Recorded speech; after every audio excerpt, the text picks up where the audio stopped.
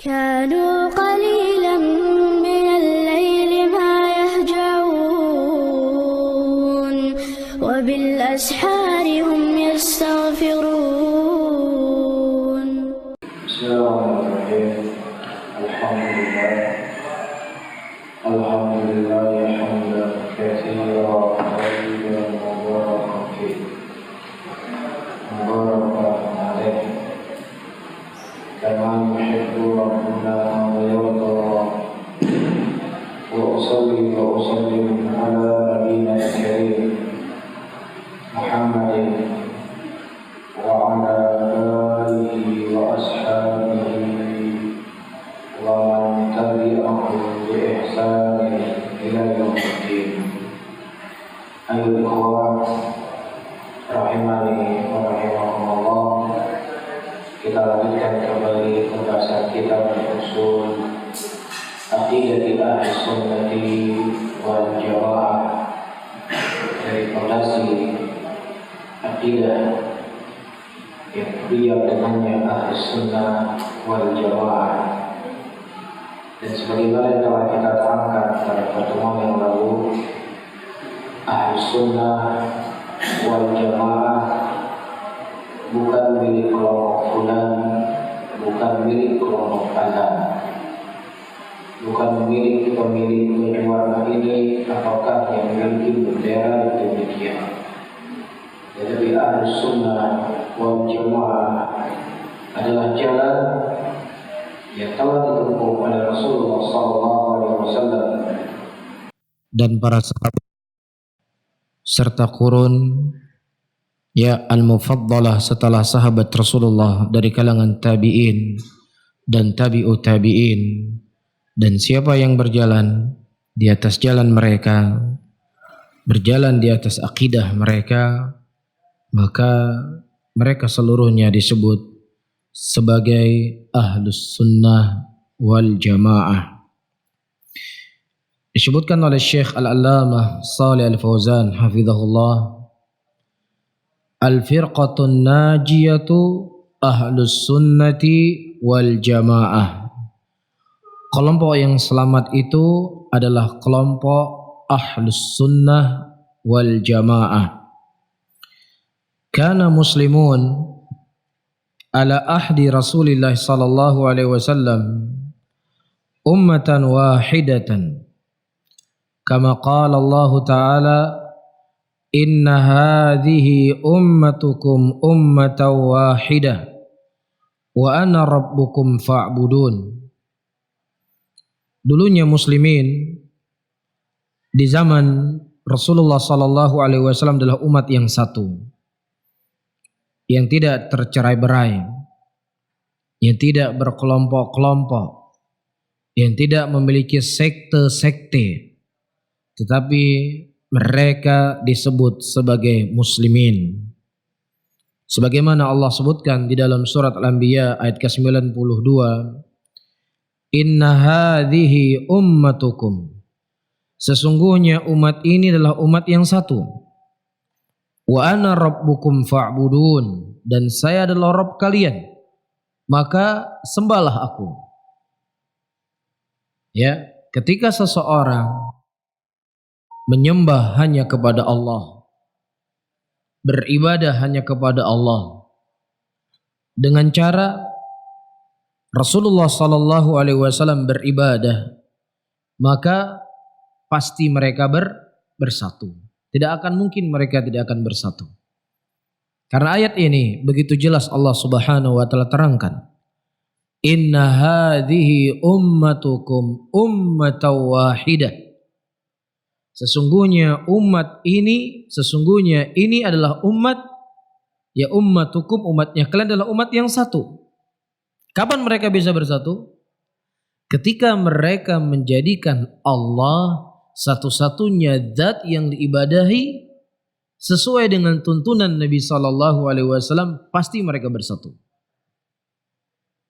Namun kalau seandainya mereka beribadah kepada Allah tidak sesuai dengan tuntunan yang diajarkan oleh Nabi sallallahu alaihi wasallam, pasti mereka berpecah belah. Itu konsekuensi. Ya, sekerat apapun lem yang kita gunakan, sebesar apapun tali yang kita ikat agar mereka bersatu, namun ketika tidak dengan konsep ibadah hanya kepada Allah dengan tuntunan yang diajarkan oleh Rasul, maka mereka tidak akan pernah bersatu. Iya, justru persatuan yang seperti ini merupakan persatuan yang semu. Persatuan yang Allah Subhanahu wa taala sebutkan dalam Al-Qur'anul Karim, "Nam tahsabuhum jami'a wa qulubuhum syatta."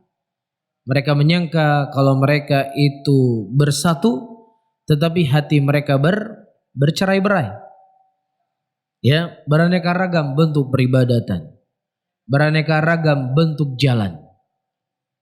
Ya, oleh karena itu hadis yang masyhur dari Irbad ibnu Sariyah radhiyallahu taala anhu, ketika Rasulullah sallallahu alaihi wasallam mengkhabarkan fa innahu man ya'ish minkum fasayara ikhtilafan katsira. Sesungguhnya orang-orang yang hidup setelahku, mereka akan melihat perselisihan yang sangat banyak. Apa solusi yang diberikan oleh Nabi sallallahu alaihi wasallam agar mereka bisa terselamatkan dari perpecahan tersebut? Apa itu solusinya? Alaikum bisunnati wa sunnatil khulafai rasyidin al-mahdiyyin. Dengan mereka berpegang teguh di atas sunnahku dan di atas sunnahnya para khulafa rasyidin, dan hendaknya mereka menggigit dengan gigi geraham kali mereka, dan mereka menjauhi dari perkara-perkara yang baru. Ini syaratnya. Jadi syaratnya persatuan, berpegang teguh di atas sunnah, di atas jalannya para sahabat Nabi sallallahu alaihi wasallam, terkhusus khulafa rasyidin, dan dia menjauhi yang namanya apa? Perkara-perkara yang baru dalam agama.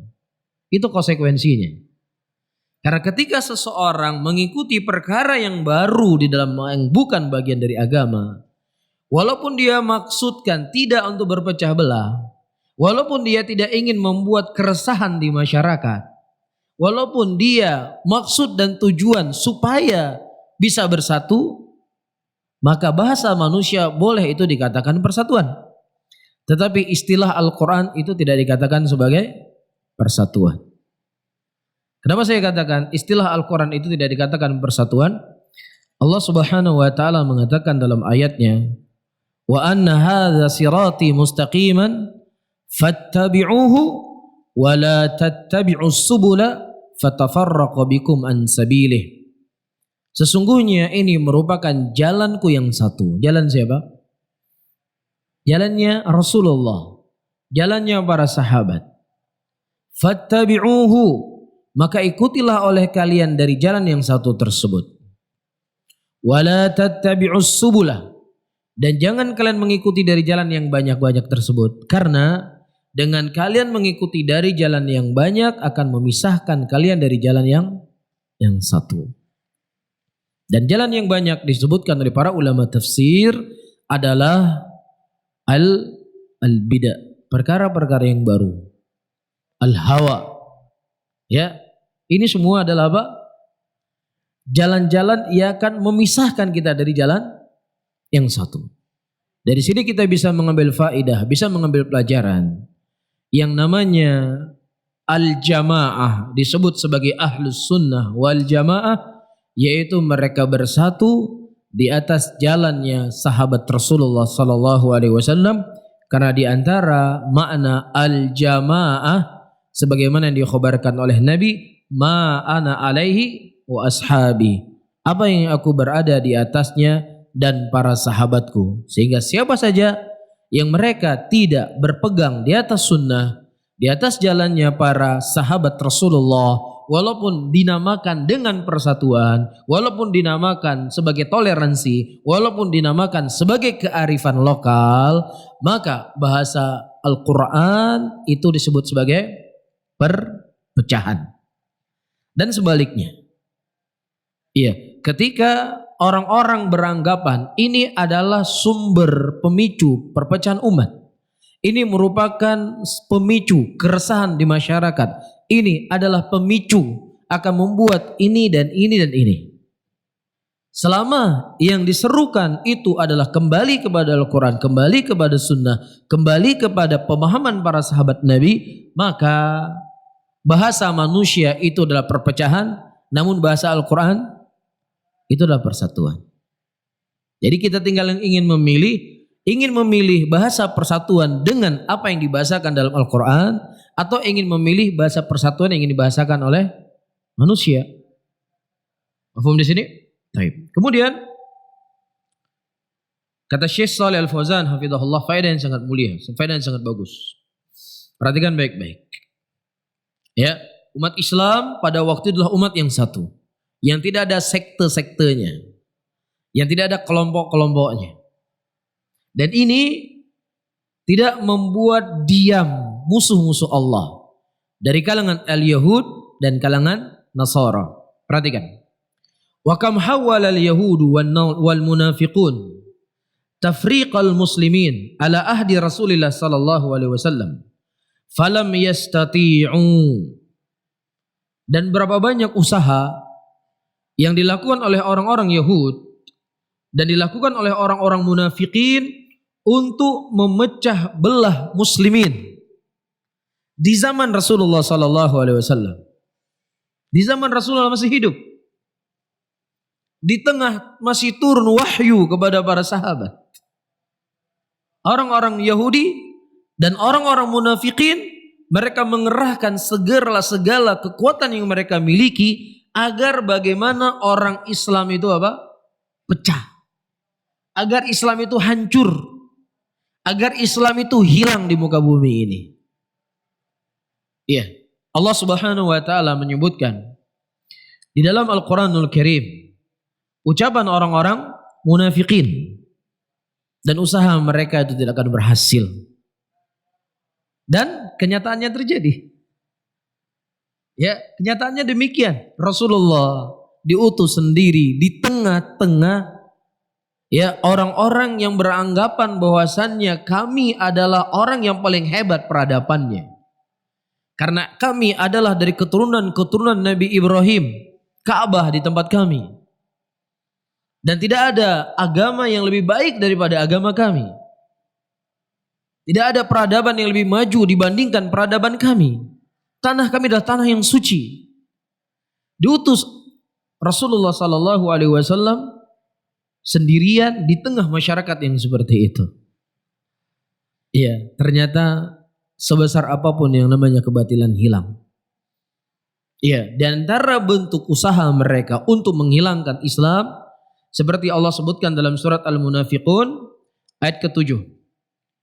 Ya, orang-orang munafikun berkata, "La tunfiqu ala man inda Rasulillah hatta yanfaddu."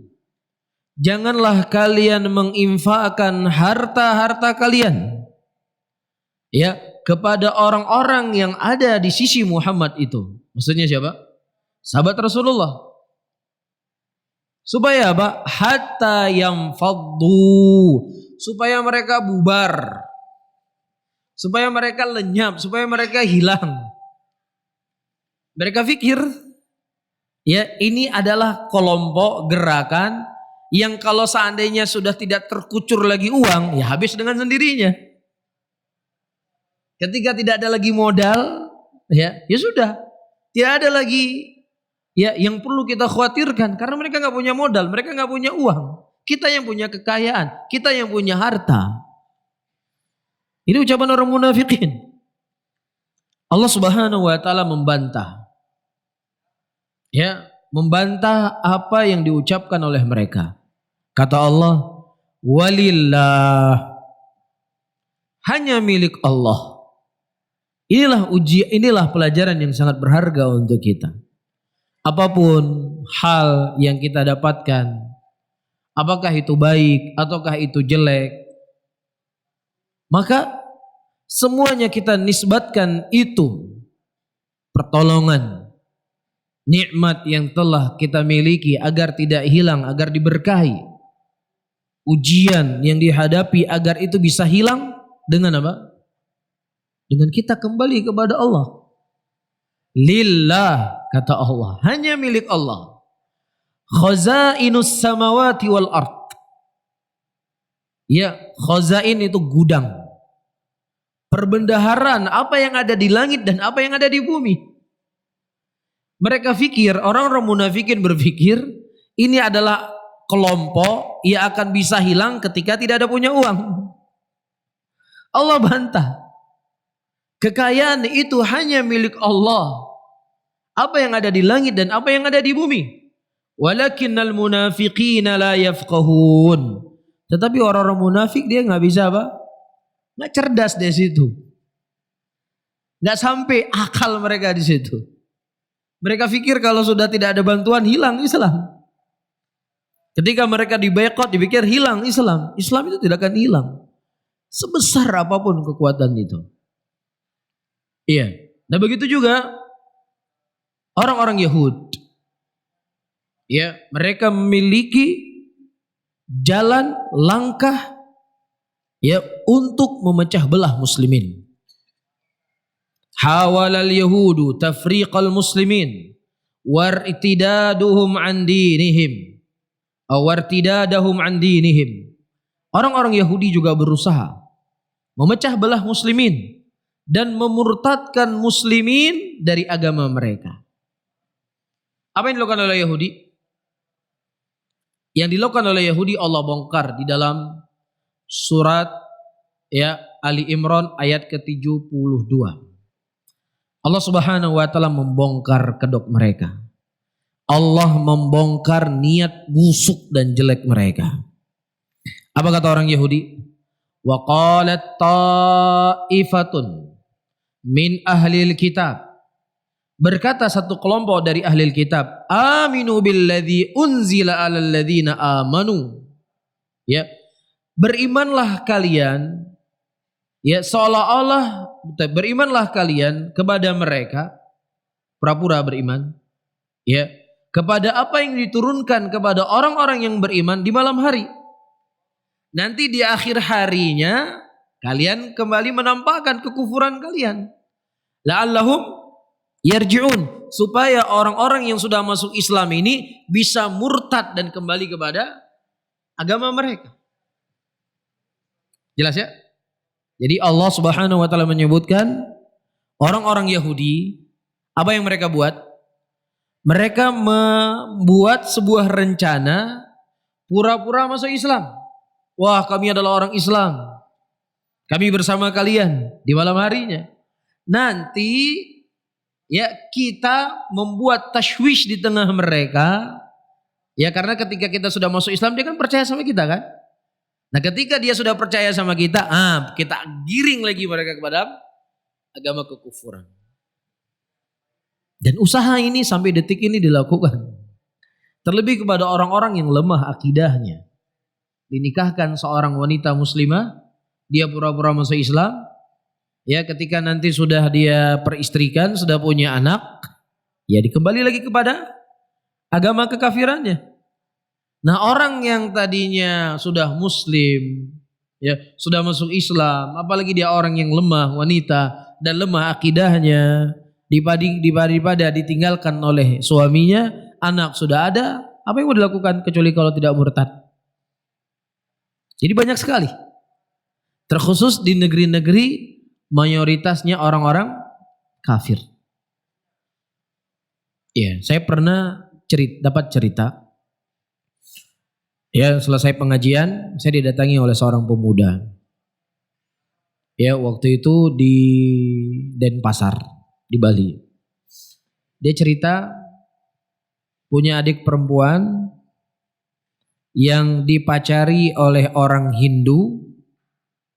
Ya, kemudian ya mungkin karena ya sudah terlalu cinta, pergaulan dan lain sebagainya, atau mungkin tahapan yang sudah terjadi, akhirnya perempuan ini diajak murtad masuk agama Hindu. Ikut. Dia siap meninggalkan agamanya, dia tinggalkan keluarganya. Ya. Siapa yang menjadi pendorong dan penguatnya? Kakaknya. Ternyata dia punya kakak, perempuan ini punya kakak, jadi dia punya adik yang lain lagi yang sudah murtad duluan. Ya, dan ternyata itu bukan satu kasus. Banyak kasus yang terjadi. Ya, inilah doror, dampak jelek ketika orang-orang muslimin tinggal di tengah orang-orang kafir. Kalau seandainya dia tidak kuat akidah, iman, dan bisa menahan syahwat dan syubhat, jangan coba-coba. Kalau seandainya dia tinggal di negeri mayoritas muslimin, ya, hal-hal yang seperti ini jarang terjadi. Ya, walaupun ada hal-hal yang terjadi tidak sebesar kekufuran, zina. Zina kecil dibandingkan kafir tentunya ya.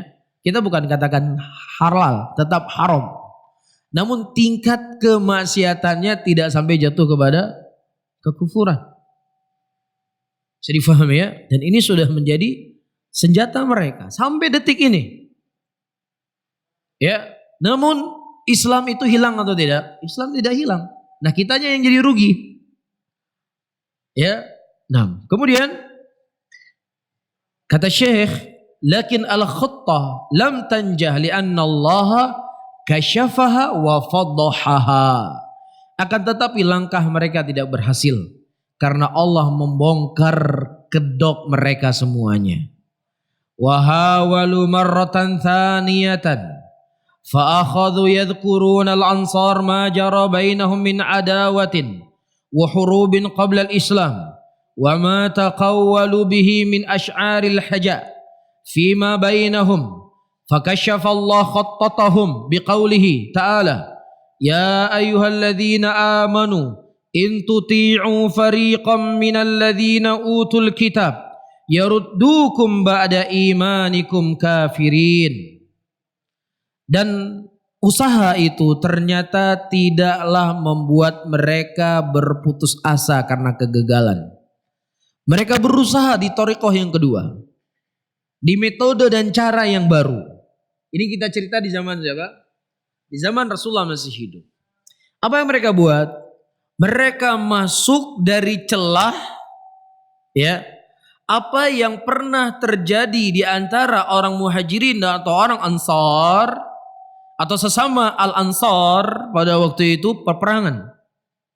Datang Nabi SAW mendamaikan dua suku yang besar pada waktu itu. Ya, berarti kan ada sesuatu yang masih terkadang tersimpan dari sebagian orang. Nah, inilah coba dihidupkan kembali. Jelas ya? Ini yang coba dihidupkan kembali oleh orang-orang Yahudi di tengah-tengah muslimin agar mereka kembali apa? Berperang. Agar mereka kembali bermusuhan. Ya, dan muslimin kembali berperang. Dan Allah Subhanahu wa taala juga membongkar kedok mereka yang kedua ini. Allah turunkan ayat dari langit ke-7. Ya ayyuhalladzina amanu, hai orang-orang yang beriman, kalau seandainya kalian mentaati satu kelompok dari orang-orang yang mereka telah diberikan Alkitab, siapa itu? Yahudi. Iya, maka niscaya mereka akan mengembalikan kalian kepada kekafiran setelah kalian beriman. Ya. Nah, para sahabat Rasulullah di zaman Nabi SAW masih hidup, ya, datang bimbingan dari langit.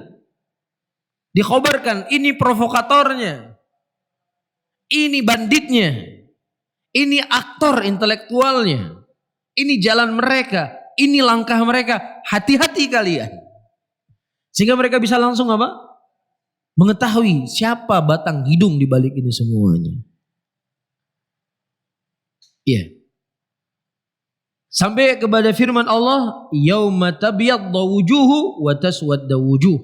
Hari di mana akan putih wajah-wajah mereka dan juga akan menghitam wajah-wajah mereka. Yang di sana para ulama mengatakan orang yang diputihkan wajah adalah ahlus sunnah, adapun orang yang digelapkan wajahnya adalah ahlul bidah.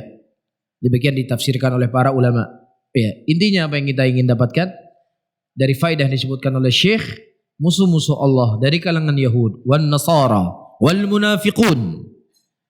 Ya, mereka tidak akan pernah diam sampai muslimin tercerai-berai. Apapun siap mereka lakukan. Iya.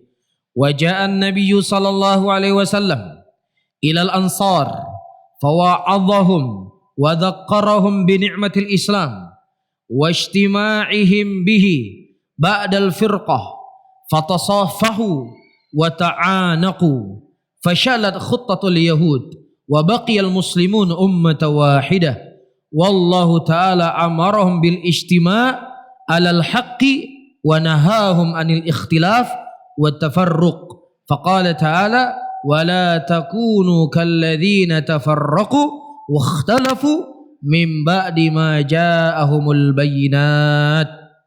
Dan datang Nabi sallallahu alaihi wasallam pada waktu itu kepada orang-orang Ansar. Nabi memberikan nasihat kepada mereka dan mengingatkan mereka tentang nikmatul Islam, nikmat ya bersatu ya setelah mereka sebelumnya berpecah belah. Kemudian fatasaffahu, mereka saling bermaaf-maafan, wa ta'anaqu, dan mereka saling berpelukan. Jadi sudah mulai. Api itu sudah mulai apa? Sudah mulai tumbuh. Sudah mulai ada sesuatu di hati para sahabat yang telah disatukan oleh Nabi sallallahu alaihi wasallam. Nah, kalau seandainya ayyuhal hadirun wal hadirat, orang-orang yang mulia, di tengah-tengah ada Nabi di antara mereka. Ya, fitnah itu memberikan pengaruh. Nah, apalagi kita hidup di zaman yang dimana orang jahil lebih banyak daripada orang yang pintar. Khutbah, pembicara lebih banyak daripada ulama. Ya, dan begitu juga kita jauh dari zaman kenabian, jauh dari zaman kerasulan. Maka untuk kita lebih mawas diri dan hati-hati. Penyusup-penyusup yang ingin memecah belah di tengah muslimin. Iya. Kemudian hancurlah langkah Yahudi untuk memecah belah muslimin, dan tersisalah muslimin pada waktu itu di zaman Nabi tetap dalam satu kelompok, satu umat, disebut dengan firqatun najiyah, kelompok yang diselamatkan oleh Allah. Iya. Kemudian Allah Subhanahu wa taala memerintahkan mereka untuk bersatu di atas kebenaran, bukan di atas pemikiran, bukan di atas kelompok, bukan di atas kebiasaan, bukan di atas kesukuan, tapi di atas al-haq. Dan melarang mereka untuk berpecah belah. Ya, Allah Subhanahu wa taala sebutkan dalam Al-Qur'an, "Wala takunu kalladzina tafarraqu." Dan janganlah kalian seperti orang-orang yang berpecah belah dan berselisih setelah datang kepada mereka penjelasan. Ayat ini, ayyuhal hadirun wal ikhwah rahimani wa rahimakumullah, sering dijadikan dalil oleh orang-orang yang ingin mengajak persatuan di atas semua golongan dan semua pemikiran. Ayat ini cukup laku. Ya, wala takunu kalladzina tafarraqu. Jangan kalian menjadikan diri-diri kalian seperti orang-orang yang berpecah belah, berselisih setelah datang kepada mereka apa? Al-bayyinat. Dan sudah maklum apa yang disebutkan oleh Syekhul Islam Ibnu Taimiyah rahimahullah, ya, tidaklah ahlul batil mendatangkan sebuah ayat di dalam Al-Quran untuk membenarkan kebatilannya, kecuali dari ayat itu kita gunakan untuk membantah. Dari sisi mana ayat ini kita gunakan untuk membantah kepada orang-orang yang ingin mengajak kepada persatuan dengan definisi mereka dengan ayat ini? Allah mengatakan ma ja'ahumul bayyinat. Apa yang telah datang kepada mereka dari bayinat. Apa itu bayinat? Bayinat itu apakah pemikiran manusia? Ya, ciptaan manusia, kebiasaan manusia, perasaan manusia, atau apa itu bayinat? Bayinat itu adalah Al-Quran dan Sunnah. Ya, karena di antara makna dari nama Al-Quran adalah bayinat, al-mubayyin. Faham di sini? Jadi Orang-orang Yahudi pada waktu itu mereka berpecah belah, bercerai-berai setelah datang kepada mereka penjelasan dalam Taurat. Ahlul Kitab Nasrani juga dulu berpecah belah setelah datang kepada mereka apa? Injil.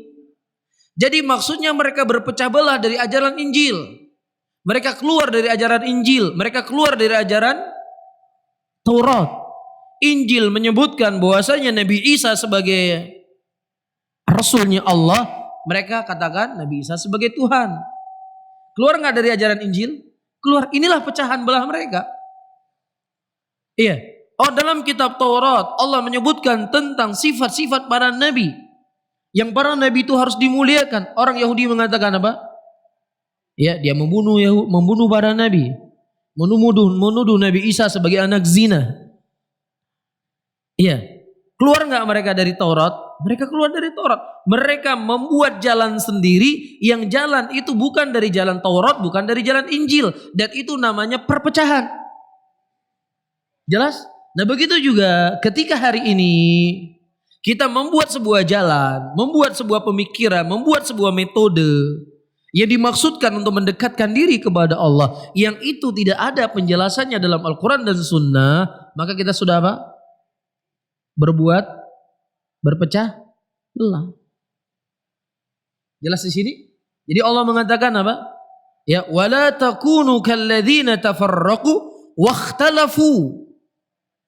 Intinya mim ba'di ma ja'ahumul bayinat. Setelah datang kepada mereka bayinat, Allah tidak mengatakan ya, janganlah kalian berselisih seperti orang-orang dahulu berselisih dari kalangan Yahudi dan Nasrani setelah mereka berkumpul dengan pemikiran-pemikiran mereka, yang mereka saling memaafkan, yang mereka saling memberikan uzur, yang mereka sudah sepakat untuk tidak saling menyalahkan misalkan. Enggak ada. Tetapi berpecah belahnya mereka dikarenakan mereka melanggar dari bayinat yang telah Allah Subhanahu wa taala turunkan kepada mereka. Itulah perpecahan. Sehingga selaras dengan apa yang saya sebutkan tadi. Siapa yang mereka tidak berjalan di atas jalan Rasul, ya, siapa yang tidak berjalan di atas jalannya sahabat, maka dia telah berpecah belah, masuk dalamnya kita. Kalau kita tidak berjalan di atas jalan Rasul, kita telah berbuat perpecahan. Kita tidak berjalan di atas jalannya sahabat, kita telah berbuat perpecahan. Jadi bukan maksud dari kalimat kita ini, kita ingin mensucikan diri kita, kemudian kita menganggap orang yang lain jelek. Tetapi ayat yang kita baca, yang sedang kita terangkan ini adalah sebagai bentuk amanah yang datang dari Allah, yang kita berusaha untuk berjalan di atas jalan tersebut. Bisa difahami? Jadi bukan ayat itu kita gunakan pasal untuk orang lain, bukan untuk kita. Ya, ayat ini kita gunakan untuk diri kita. Jangan kita berpecah belah. Untuk kita bersemangat berjalan di atas Al-Quran, berjalan di atas sunnah, di atas pemahaman para sahabat Rasul Sallallahu Alaihi Wasallam, bukan ingin menyesatkan orang.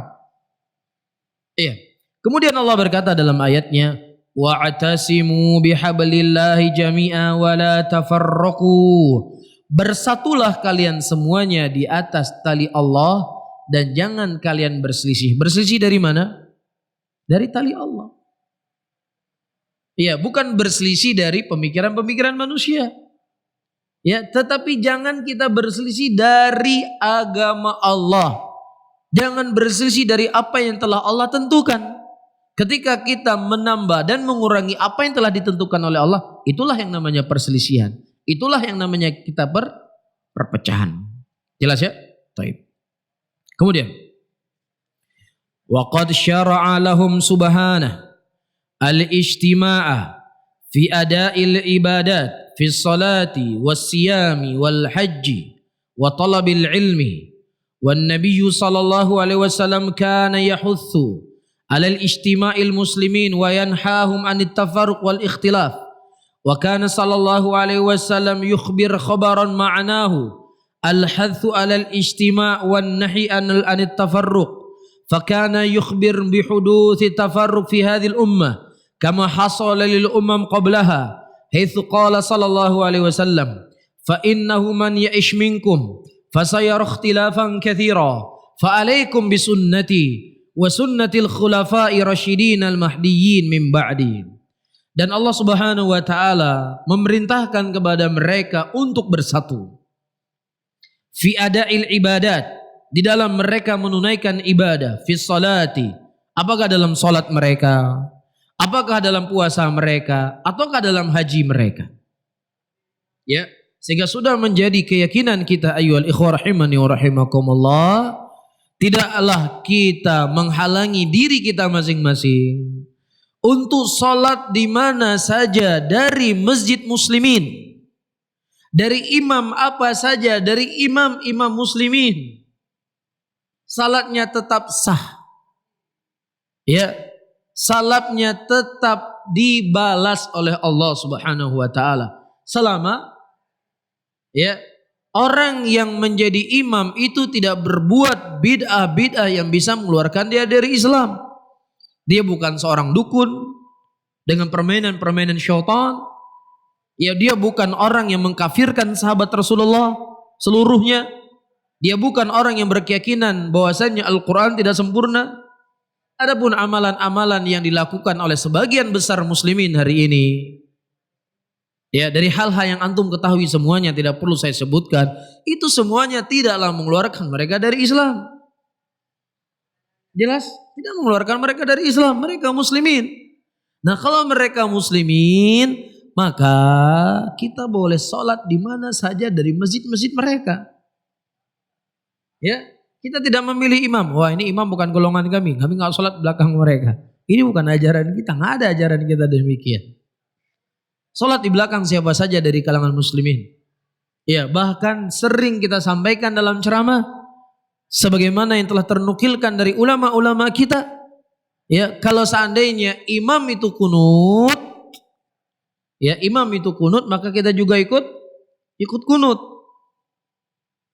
Ya, karena Rasulullah mengatakan innama ju'ilal imam liyuttama bih. Sesungguhnya imam itu dijadikan untuk diikuti. Satu hal. Hal yang kedua, ketika para sahabat Rasulullah sallallahu alaihi wasallam salat di belakang Utsman bin Affan. Utsman bin Affan pada waktu itu kedudukannya sama seperti sahabat yang lainnya, yaitu orang yang musafir. Ya, dan musafir pandangan jumhur para sahabat Rasulullah itu harus mengqasar salatnya 2 rakaat. Dan Utsman pada waktu itu salatnya berapa rakaat? 4 rakaat. Dan ini menyelisih sesuatu apa yang mereka yakini wajibnya mengqasar salat 2 rakaat. Ini menyelisih mereka atau tidak? Utsman salat 4 rakaat. Mereka yakin harus 2 rakaat harus salat, enggak boleh 4. Tapi ketika Utsman salatnya 4 rakaat, mereka ikut atau tidak? Mereka tetap ikut 4 rakaat. Jelas ya? Jadi dengan dalil ini para ulama berpegang, seandainya sesuatu perkara yang terkadang menyelisih dari apa yang kita yakini, maka kita juga ikut sebagai ijtima persatuan. Tapi antum jangan kias dalam banyak hal ya. Kita hanya fokus kepada hal ini saja. Karena nanti kalau antum mengkias sana kias ini banyak masalah, nanti serempet hal-hal yang haram jadi halal.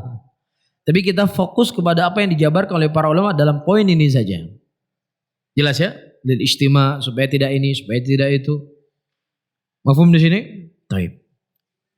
Dan kita berpuasa bersama-sama. Jadi sudah menjadi prinsip Ahlussunnah. Kita ikut puasa, ikut pemerintah. Sudah sering kita ingatkan, jangan pas masuk puasa, masuk lebaran sibuk setiap hari. Ini Ustadz gimana ini? Di Saudi sudah lebaran, kita belum lebaran. Di Saudi sudah puasa, kita belum puasa. Kan di Saudi itu kan pusat agama Islam. Ini gak perlu lagi ditanya, ikut apa yang telah ditetapkan oleh pemerintah. Karena ada hal-hal, ayyuhal hadirun wal hadirun rahimani wa rahimakumullah, yang itu kembali urusannya kepada pemerintah. Iya, apa itu urusan kembali kepada pemerintah? Penetapan puasa, penetapan sholat, penetapan ibadah, itu kembali kepada pemerintah. Iya, nah begitu juga apa yang sempat rame, ya ada orang membuat penelitian bahwasanya sholat subuh itu terlalu cepat sekian menit. Ya akhi, itu bukan hak ente berbicara di hadapan umum. Itu urusannya urusan pemerintah. Kalau ente memang punya data, kasih data ke pemerintah. Pemerintah yang menentukan masuk waktu sholat, bukan urusan kita. Ada hal-hal yang memang itu benar, tetapi itu bukan bagian dari kita. Sebagaimana nggak ada hak bagi kita mengajak muslimin, ayo kita berjihad, kita perang. Kembali kepada pemerintah. Begitu juga dalam masalah sholat, itu kembali kepada pemerintah hukumnya. Jangan kamu ikut campur. Akhirnya membuat tashwish di tengah muslimin. Orang-orang yang lagi malas-malas salat, alah kupu semayang, wate pi hanai tamang ngedang. Ku semayang, hanai tamang wate. Dorornya lebih besar. Ya, dorornya lebih besar. Terkadang dia buat penelitian di Jawa. Kemudian dipraktekkan seluruh Indonesia. Gimana ini coba? Ya, ini hal yang seperti ini orang-orang harus cerdas, harus pintar. Harus dia memposisikan diri. Ini masalah apa yang sedang saya bicara? Ini bicaranya saya sebagai kapasitasnya atau ini kapasitasnya pemerintah? Ya sampai segini menjadi keyakinan kita. Ya sampai segini jadi keyakinan kita. Jadi kalau dibilang kita kelompok radikal, itu sesuatu yang sangat jauh sekali. Ya, kelompok yang nanti kalau seandainya mereka banyak habis kita dibunuh semua sama mereka. Ini sesuatu yang gak masuk akal. Ya, hal yang segini kita ikut pemerintah kita. Kapan ada Ahlussunnah yang mencaci maki pemerintah karena beda puasanya dengan Arab Saudi? Kalau ada orang yang nisbatkan dirinya kepada Ahlussunnah mencaci maki pemerintah karena beda dengan Arab Saudi dalam menentukan puasa, ini orang oknum yang gak mengerti apa itu manhajus salaf. Jelas ya? Jelas ayo. Begitu juga khutbah Jumat. Khutbah Jumat itu miliknya pemerintah, bukan milik kita. Ya, makanya seperti yang sudah sering saya sampaikan di Arab Saudi, teks khutbah Jumat itu yang keluarkan pemerintah. Pemerintah yang ngatur siapa yang khutbah Jumat. Pemerintah semua yang mengatur. Apa teksnya akan dibaca di khutbah itu pemerintah.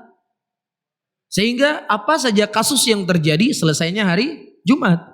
Kalau kita mau buat macam-macam ngumpulnya di hari Jumat. Mau buat provokasi lah namanya. Mau membuat pergerakan masalah namanya. Atau apapun namanya di hari Jumat. Karena hari di mana manusia berkumpul. Pertama dia telah membuat hal-hal yang melanggar syariat. Yang kedua dia telah mengambil posisi yang itu milik hak pemerintah. Khutbah Jumat, mimbar Jumat itu punya pemerintah. Ya, nah kalau Anda memang tidak mau siap, ya sudah Anda buat negara sendiri. Jangan tinggal di negara ini. Karena itu milik pemerintah. Mafhum di sini? Jelas ya? Baik. Wal hajj wa talabil ilmi. Dan Nabi SAW menghasung kita untuk bersatu dan melarang kita untuk berpecah belah. Dan Nabi SAW telah mengkhabarkan dengan sebuah khabar yang maknanya hasungan untuk kita bersatu dan larangan untuk kita berpecah belah. Fakana yukhbiru. Dan Nabi SAW juga mengkhabarkan kepada kita bihuduthi tafarruqha fi hadhil ummah, akan terjadi perselisihan dalam umat ini. Umatnya siapa? Umatnya Rasulullah setelah meninggal Rasulullah. Karena sebelum meninggal Rasulullah, umat Islam itu satu, tidak ada duanya. Yang ada orang kafir, munafik, Islam. Jadi nggak ada Islam A, nggak ada Islam B, nggak ada Islam C, nggak ada Islam D. Islam yang satu. Begitu juga di zamannya Abu Bakar Siddiq, Islam yang satu. Begitu juga di zamannya Umar bin Khattab, Islam yang satu. Setelah meninggal Umar bin Khattab, Rasulullah mengatakan terbuka pintu fitnah yang tidak akan pernah tertutup sampai yaumul qiyamah. Itulah mulai terjadi perpecahan. Setelah apa? Meninggal Umar bin Khattab. Di zaman Utsman bin Affan muncul kelompok Khawarij, muncul Syiah. Di zaman Ali lebih banyak lagi. Muncul Syiah An-Nasibiyah. Terus dan sampai hari ini. Kapan awal kejadiannya? Setelah meninggal Al-Faruq Umar bin Khattab. Ya. Itulah pintu terbukanya fitnah. Di antara bentuk fitnahnya apa? Perpecahan umat. Ya, sehingga tidak akan mungkin kita akan bisa menyatukan umat yang berpecah belah yang dikhabarkan oleh Rasulullah SAW. Ya, kecuali caranya kita jangan ikut-ikutan berpecah belah. Caranya bagaimana? Ikuti sunnah Rasulullah. Ya, ikuti manhajnya sahabat. Tinggalkan perkara-perkara yang baru. Nah, itu caranya, itu solusinya.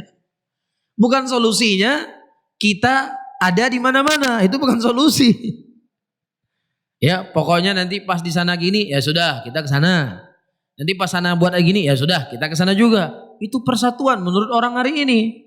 Nanti berdalilkan dengan cerita-cerita dulu para imam ketika mereka datang kepada Imam Ahmad memuliakan Ahmad, dia ikut mazhab Imam Ahmad. Imam Ahmad ketika datang kepada Imam Syafi'i, dia ikut mazhab Syafi'i. Dia bawa dalil kisah para imam ini kemudian dibawa kepada segala bentuk perselisihan. Ini namanya tidak fair. Paham di sini? Karena para imam-imam tersebut perselisihan yang terjadi di antara mereka bukan perselisihan di antara hak dengan batil. Bukan perselisihan antara sunnah dengan bid'ah. Bukan perselisihan antara jalan-jalan menuju neraka, jalan-jalan menuju surga. Tapi perselisihan yang memang itu perkara ijtihadiyah khilafiyah yang memang ada beberapa pandangan di situ. Dalam hal itu yang mereka berselisih. Jadi bagaimana Anda menggunakan kisah itu kepada masalah apa? Perkara yang terkadang itu bentuknya kekufuran. Perkara-perkara yang terkadang itu bentuknya syirik. Ya, perkara-perkara yang terkadang bisa menggugurkan keimanan kita. Jadi gimana kita mau bersatu di situ? Bisa difahami? Jelas ya? Taib. Nabi SAW mengkhabarkan, fa innahu man ya'ish minkum. Sesungguhnya siapa yang hidup setelah kalian akan melihat perselisihan yang sangat banyak. Maka solusinya apa? Fa alaikum bisunnati. Maka wajib kalian berpegang teguh di atas sunnahku. Ada satu amalan. A mengatakan B. Yang B mengatakan C. Kelompok D mengatakan E. Beraneka ragam pemikiran. Maka metode orang hari ini bagaimana caranya? Ya sudah, kamu terkadang masuk ke A, masuk ke B, masuk ke C, masuk ke D. Ya, kan itu solusi orang hari ini kan? Ya, atau minimalnya ya, kamu jangan menyalahkan ke B, jangan mengalahkan C, jangan menyalahkan D. Biarkan orang dengan kebebasannya dia beragama. Kan begitu? Itu solusi orang hari ini.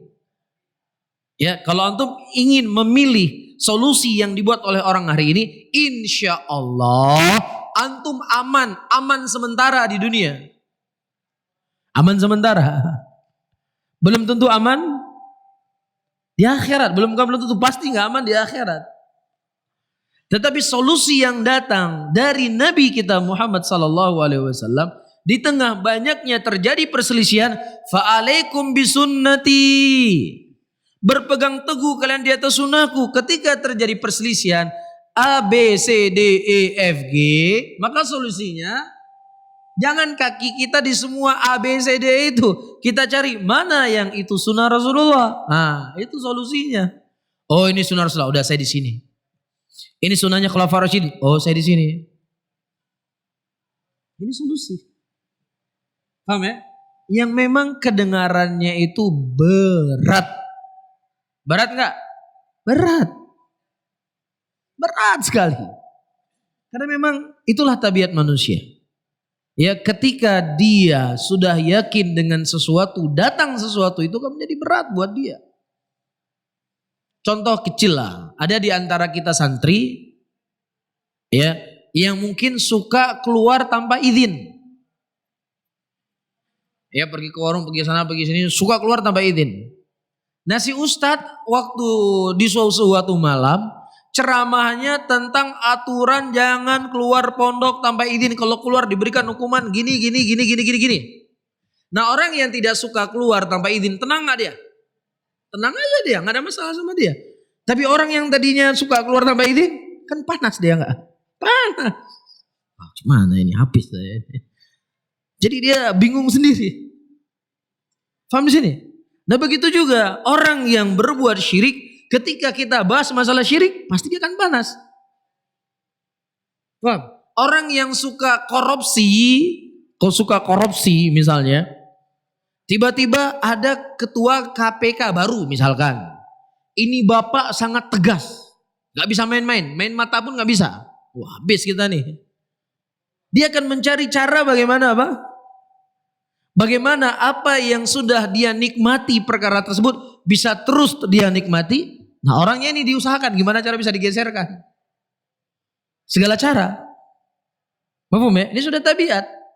Tapi orang yang nggak ada korupsi ya slow-slow aja dia. Tenang dia, nggak ada masalah karena bukan dia yang dituju. Bisa difahami ya? Nah, begitu dalam masalah agama. Ya, ketika seseorang sudah terbiasa untuk membuat inovasi baru dalam beragama, ketika kita menyampaikan harus kembali kepada sunnah, bagaimana Rasulullah beramal akan kepanasan pasti. Jelas ya? Ya, misalnya ada pengajian tentang haramnya riba. Mungkin nggak orang yang masih kerja di bank lihat seperti ini pengajian? Ada nggak? Ada nggak? Pasti begini semua. Kan gitu. Karena lagi masalah riba ini. Pasti gini semuanya. Nggak ada dia. Senyum-senyum ada nggak? Ya itulah tabiat manusia. Ketika dia yang disinggung, kena dia. Tapi kalau pembahasannya nanti bukan masalah riba, pembahasan yang lain, senyum dia di situ. Karena dia nggak kena. Mafhum di sini ya? Itu sudah menjadi tabiat. Iya. Kemudian, ayyuhal ikhwah rahimani wa rahimakumullah, Nabi SAW mengkhabarkan. Perhatikan, ini hadis-hadis Nabi bukan hadis kita. Ya, hadis dikeluarkan oleh Imam Tirmidzi dalam Kitabul Iman, dikeluarkan oleh Imam Abu Daud dalam Kitabus Sunnah, dan juga dikeluarkan oleh Ibnu Majah dalam Kitabul Fitan.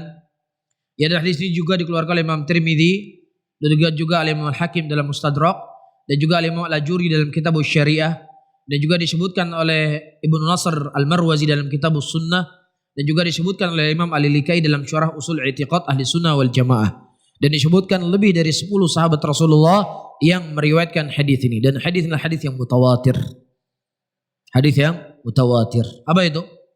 Rasulullah mengatakan, Iftaraqatil yahudu ala 71 firqah wa iftaraqatin nasara ala 72 firqah wa sataftariqu hadhil ummah ala 73 firqah kulluha finnar ila wahidah.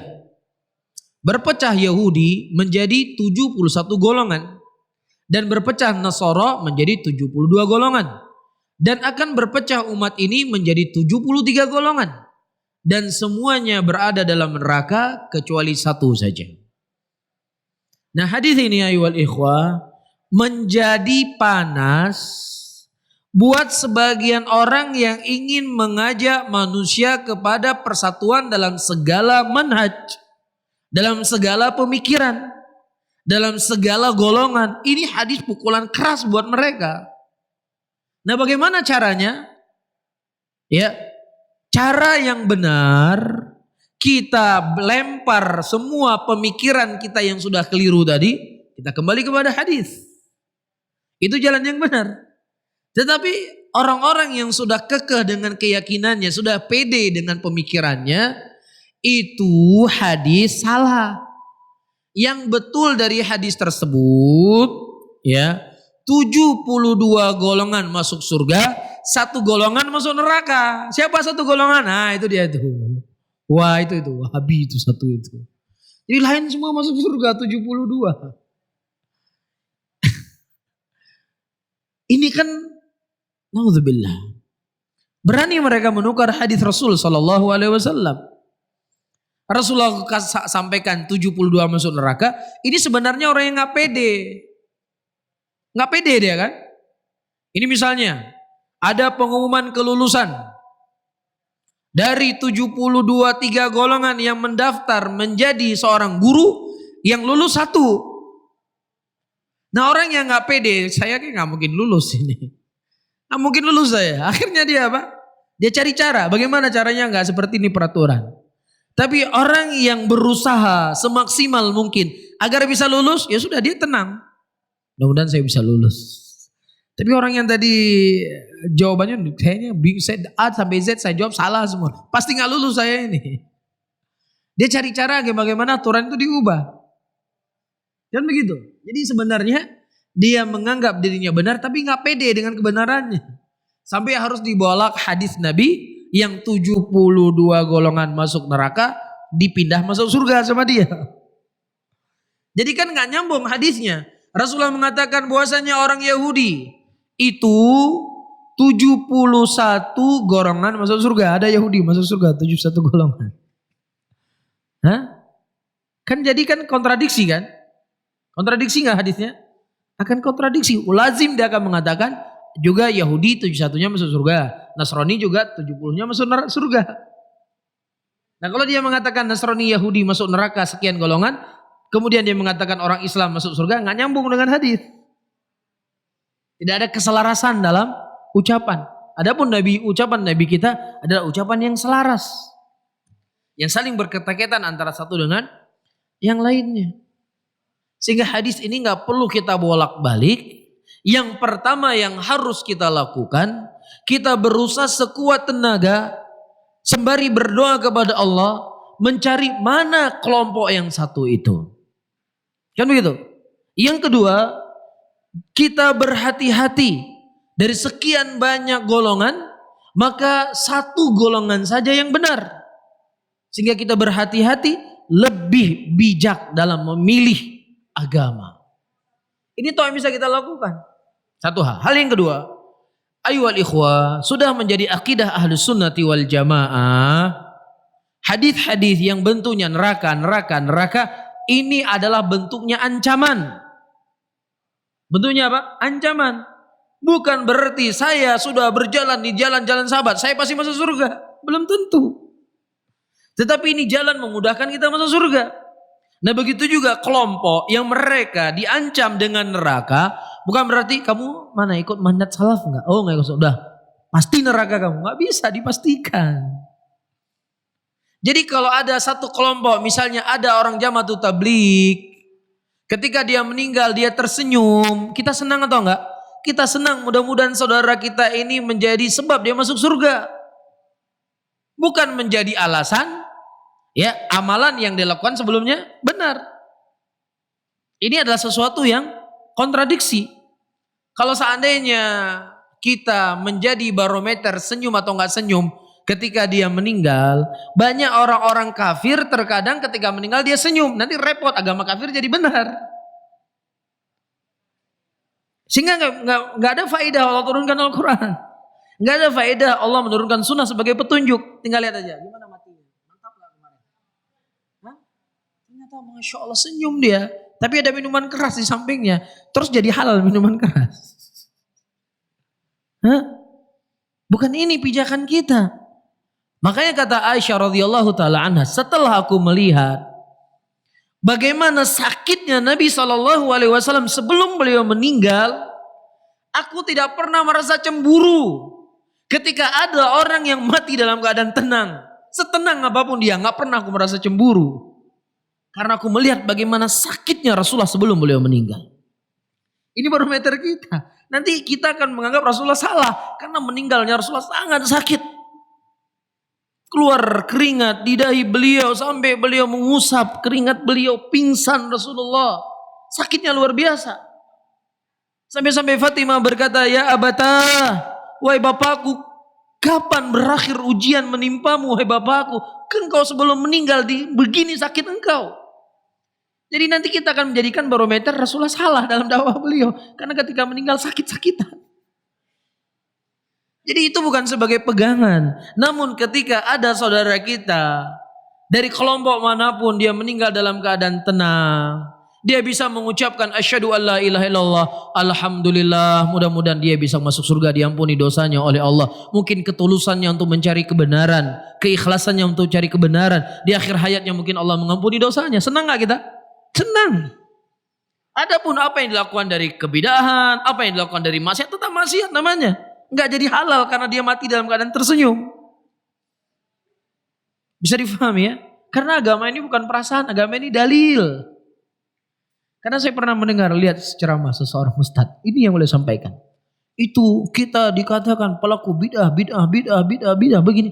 Ketika matinya begitu tenang, tersenyum. Dalilnya ini. Ini kan aneh pendalilan seperti ini. Aneh gak pendalilan seperti ini? Aneh. Ya, itu tanda boleh, cuman bukan tanda utama. Itu tanda kesekian, tanda utama itu dia berjalan enggak di atas Quran dan Sunnah. Mafhum di sini? Wallahu a'lam bishawab. Kemudian para sahabat bertanya, "Ya Rasulullah, siapa yang jalan yang satu itu yang selamat?" Qala ma kana ala mithl ma ana alaihi al-yawm wa ashabi. Apa yang aku berada hari ini dan sahabatku, itulah ahlus sunnah wal jamaah firqatun najiyah. Kelompok yang selamat. Selamat dari apa? Selamat dari ancaman neraka. Itu maksudnya firqatun najiyah, ada selamat dari ancaman neraka. Nah, kalau seandainya disebutkan 72 golongan yang masuk surga, 1 masuk neraka, juga nggak nyambung dengan ucapan Nabi, saya dan para sahabat saya yang berjalan di atas itu. Berarti Rasulullah ada mengajarkan kepada kita 72 golongan.